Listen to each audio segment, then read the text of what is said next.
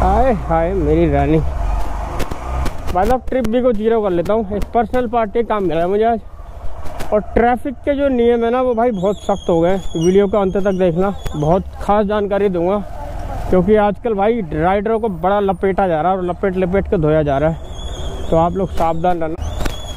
Madam का hello, एक minute, ये आप सुनो, ये लो बैठो। कहाँ लोकेशन बता देना मुझे, ठीक है? बैठो भाई, चले कंफर्टेबल बैठो ना। इनको भैया वहाँ जाना है भोगल, भोगल से आना और जाना है। इनको दवाइयाँ वहाँ से कुछ लेनी है, बस सिर्फ दवाई लेके और वापसी आना है। वरना मैं निकल जाता 5 बजे करीब। मतलब वही 14-15 किलोमीटर जाना, 14-15 किलोमीटर आना। वहाँ मुश्किल से 15 मिनट का काम है। तो 15-30 किलोमीटर है भाई। इसमें मेरे को 350 रुपये मिल जाएंगे। छोटा सा ये काम है, इसको निपटा दूंगा, उसके बाद फिर ड्यूटी वगैरह ऑन कर लूँगा। तो इस तरीके की पार्टियां क्या आपने भी सेट की हुई है? जैसे कि मान लो मेरे पास कभी एयरपोर्ट की पार्टी सेट है, कभी एयरपोर्ट जाना होता है किसी को, ठीक है, या कभी कोई गाजियाबाद जा रहा है, या कभी कोई कहीं जा रहा है। इस तरीके की मेरी काफ़ी पार्टियाँ सेट है। तो ऐसा अधिकतर राइडर करते हैं, पार्टियाँ वगैरह सेट होती है। मैडम हेलमेट पहन लेना, यहाँ पर ट्रैफिक वाले खड़े होते हैं। आजकल ट्रैफिक वाले हर गली हर नुक्कड़ पर खड़े हुए हैं, चालान काट रहे हैं। और जैसा कि मैं बता रहा था कि भाई जब से रेखा गुप्ता सरकार आई है दिल्ली में, तब से नियम काफ़ी सख्त हो गए भाई। तो ये मत सोचना कि आप बच जाओगे। अगर मान लो आपको कोई भी पेपर कंप्लीट नहीं है, इंश्योरेंस हो गया जैसे, या पोल्यूशन हो गया, और तो और जैसे आप कस्टमर बैठाते हो, तो भाई आप चेक कर लो याद से कि भाई उसने हेलमेट पहना हुआ है कि नहीं पहना हुआ। और अपनी तरफ से पूरी कोशिश करो भैया ISI हेलमेट पहनाने की, क्योंकि एक तो या तो वो फ़ोटो खींच देंगे या फिर रोक के चालान कर सकते हैं आपका। बाकी इसके अलावा भी काफ़ी सारे नियम चेंज हुए, उस पर हम बात करेंगे। पहले हम यहाँ से थोड़ा सा आगे चलते हैं। ये है भैया जी बहुत ही खतरनाक रोड। आजकल खड़े नहीं होते भैया यहाँ पे, समझ में नहीं आ रहा। लग रहा है इनका खर्चा वर्चा निकल गया, आजकल नहीं खड़े हो रहे हैं यहाँ पे। तो भाई ये है थाना पुल पहलादपुर, ये देख रहे हो भाई। ड्रिंक एंड ड्राइविंग में पहले जो है छोड़ देते हैं एक बार को, कोर्ट में जाता थी और फिर भी वहाँ से जो है जुर्माना वगैरह होकर बच जाता था। पर अब जो है चालान भी होगा, जुर्माना भी होगा, लाइसेंस भी आपका रद्द हो जाएगा। तो इन सब चीज़ों का। और जैसे मान लो आपने कभी, आपके बच्चे हैं छोटे और मान लो 15-16 साल के, बाइक लेके चले जाते हैं, और अगर उनसे कोई दुर्घटना हो गई तो उस बच्चे को तो खैर क्या कहेंगे, उसको थोड़ी कुछ कहेंगे। वो है आप जिसके भी नाम पे गाड़ी है उसको अंदर डाल देंगे, जुर्माना होगा वो अलग है। यानी कि जैसे कि नियम तो खैर ये सब पहले से ही मिलते जुलते नहीं है हमें सारे के सारे, पर ये है कि अब जो है ना इनको सख्ती से जो है इसका वो हो रहा है, सख्ती से।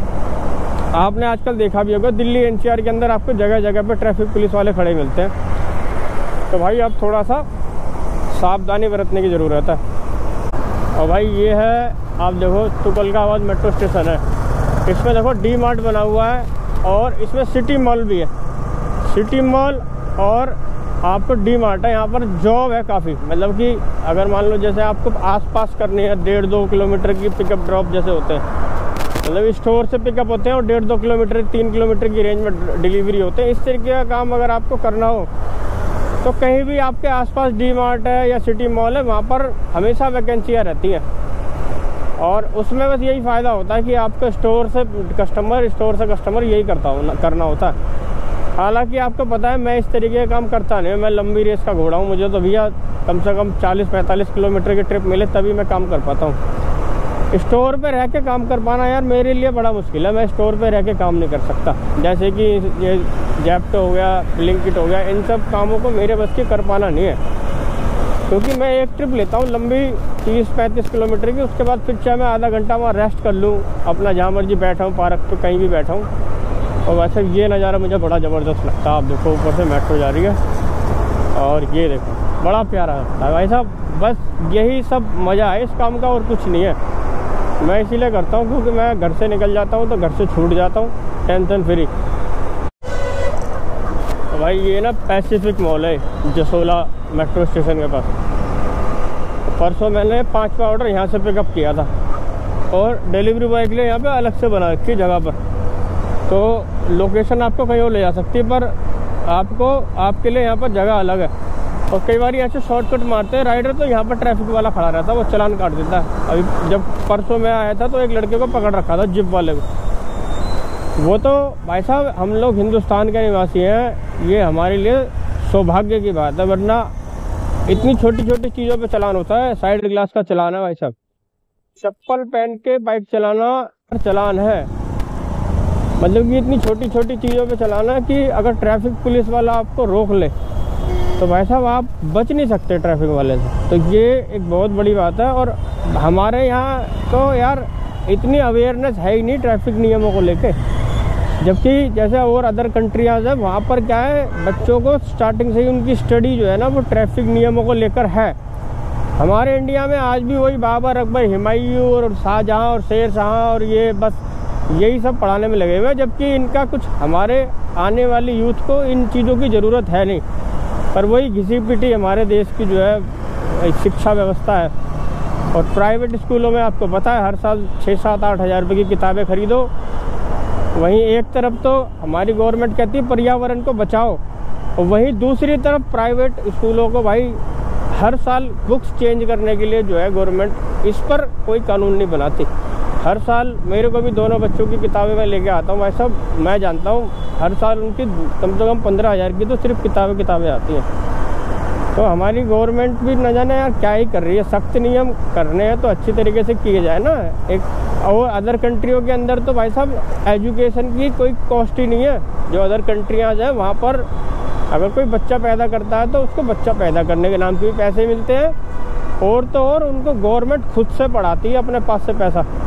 देखो वो सामने भाई साहब आश्रम अंडरपास है। ये इन्होंने आश्रम अंडरपास जो बनाया है, इसका बनाने का फ़ायदा क्या है भाई? आप देखो ये रोड पूरा जाम कर रखा है, और ये सारा का सारा जाम ना इधर वालों का है। इधर वाले सारे लोगों ने गाड़ी यहाँ से लगा रखी है, ऊपर चढ़ा के चलाते हैं। अगर कायदे से लाइन चले ना तो भाई साहब इसको जाम नहीं लगेगा। और देखो आपको दिखाऊंगा एक झलक, एक जाम नहीं है इतना सा भी भाई, अरे निकल नहीं पाओगे, देखो सटा के चल रहा।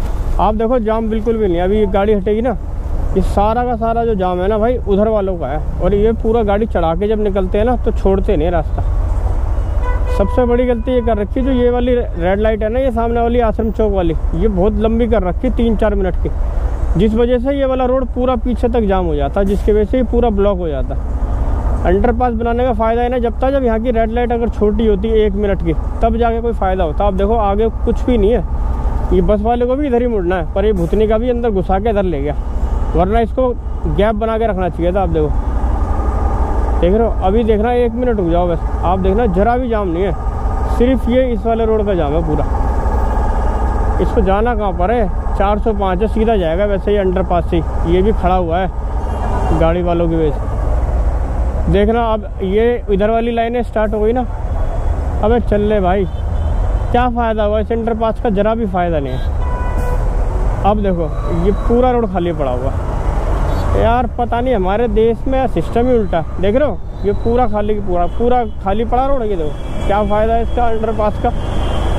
और ये पूरा अंडरपास ना आपको वहाँ सीधा उधर तक पूरा खाली पड़ा हुआ है, सिर्फ इधर वाला जाम है। साला मूर्ख है क्या? हमारे देश के ट्रैफिक नियम क्या है यार, समझ में नहीं आता। ये इन्होंने बनाई गलत रखा है। 3-3, 4-4 मिनट की रेड लाइट उन्होंने आश्रम चौक के ऊपर बना के रखी हुई है। अबे तुम्हारी बुद्धि में गोबर घुसा हुआ है क्या?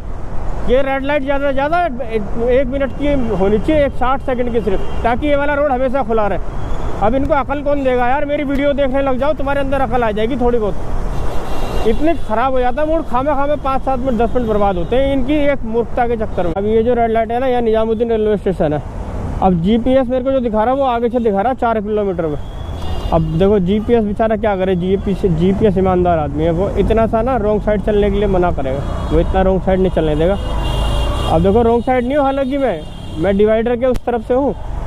अब अगर मैं जीपीएस की ना मानूँ तो इधर से जाने पे मैं सिर्फ 300 मीटर पे पहुँच जाऊँगा उस जगह पे जहाँ पर मुझे जाना है। तो भाई हर बार ना जीपीएस के हिसाब से नहीं चलना चाहिए, कई बार थोड़ा देख लेना चाहिए। जीपीएस को बेचारा नादान है, इसको नहीं पता है कुछ भी। अब यहाँ से सामने पहुँच गया मैं जहाँ पर मुझे जाना है, वरना वहाँ से पूरा राउंड लगता मेरा कम से कम 2-2.5-3 किलोमीटर का। भैया उतरो मैम, देखो मेरी बात सुनो, अभी ना 7:44 हो रहे हैं। ठीक है, 10 मिनट की वेटिंग दूंगा, उसके बाद फिर आपके पैसे लगने स्टार्ट हो जाएंगे।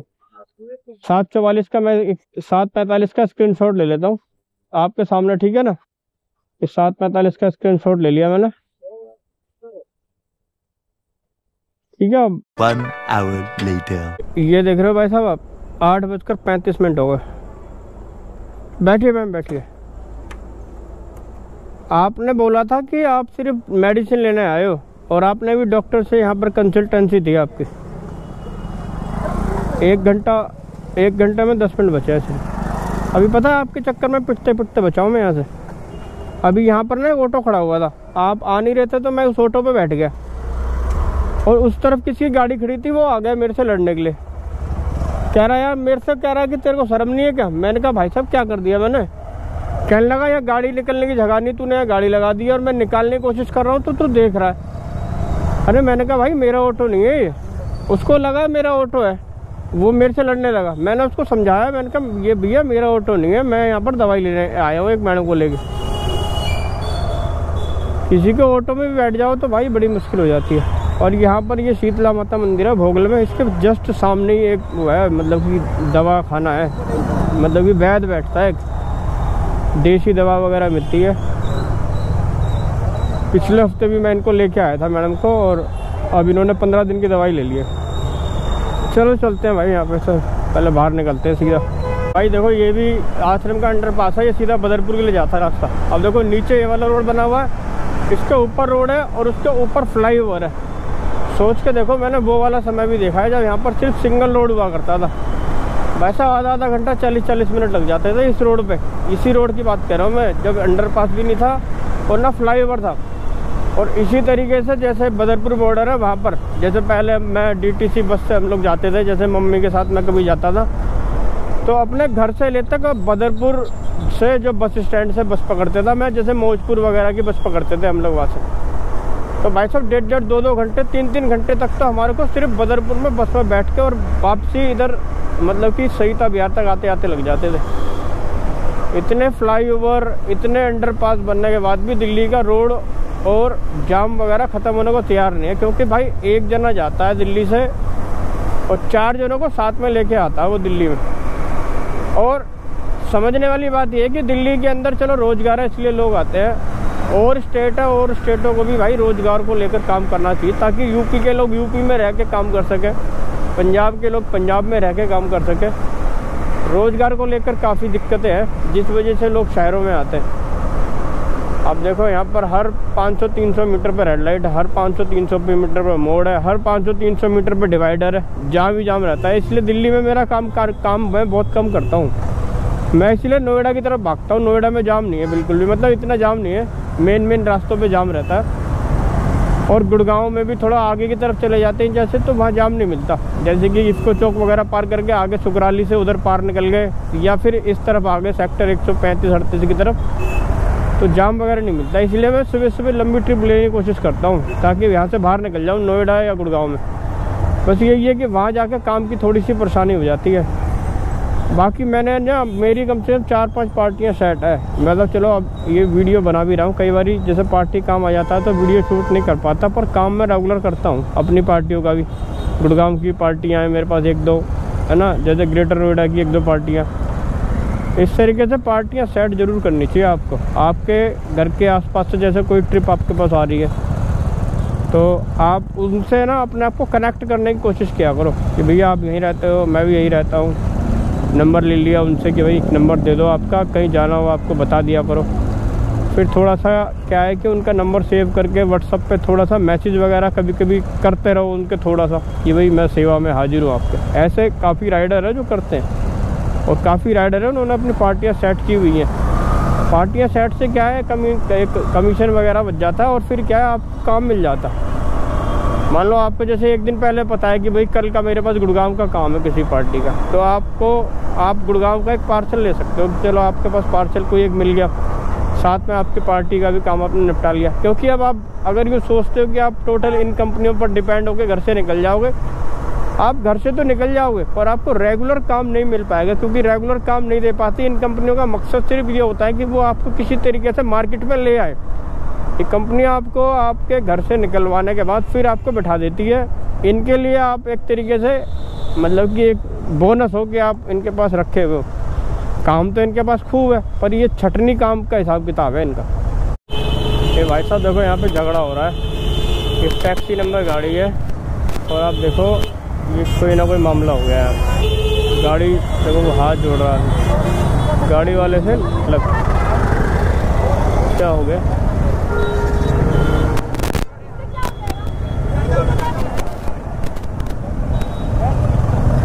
पैर छू रहा है टैक्सी वाला, तो वो लड़की कह रही है इससे क्या हो जाएगा, पैर छूने से क्या हो जाएगा, लगी तो है ही मेरे। ओ भैया यार 2 बार मुझे टच हो गया। एक बार ये वाली गाड़ी टच करके गई मुझे और एक बार ये बाइक वाले टच कर दी। ये लो मैं लो हेलमेट दे दो मेरा। तो भाई ये अपनी बाइक जो है 26 किलोमीटर चली है टोटल और 400 पेटीएम कर देना मेरे नंबर पर, ठीक है। 400 रुपये मिल जाएंगे मुझे इस ट्रिप के। अब भाई अभी फ़िलहाल तो मेरी कहीं जाने की हिम्मत है नहीं, पहले तो खैर घर ही जाऊँगा मैं भी। पर ये है कि 26 किलोमीटर के 400 रुपये मिल गए। अगर मैं 400 रुपये ऐप पे करता ना तो मेरी बाइक कम से कम कुछ नहीं तो 65 किलोमीटर चल जाती। और उसके बाद फिर मेरा ड्राई रन भी होता वो अलग, यानी कि मुझे लग रहा है 70 किलोमीटर तक चल सकती थी मेरी अगर मैं 400 रुपये का ऐप पे काम करता तो भाई ऑफलाइन पार्टियाँ सेट करना बहुत ज़्यादा ज़रूरी है। बाकी यार वीडियो को यहाँ तक ही रखेंगे। वीडियो को लाइक कर देना, चैनल पर नए चैनल को कर देना सब्सक्राइब।